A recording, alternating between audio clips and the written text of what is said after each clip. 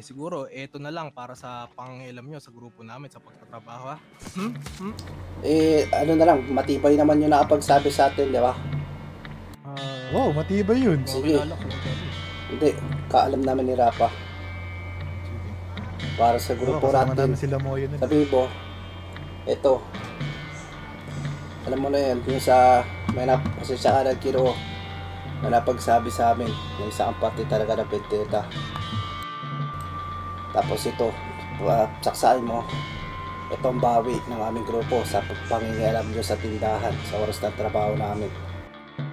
Ang siya Yun na, nga, pakainin ko na tama. sa machete. Pakainin ko na, ha? Hindi. Sige. Ano, iniwang, hudyat mo. Okay. Kinoolam. Lamang.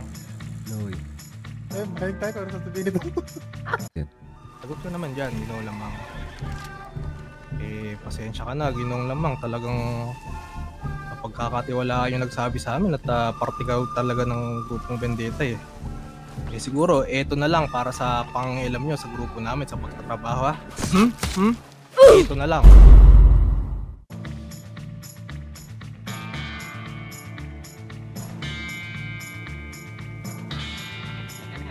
Wag na.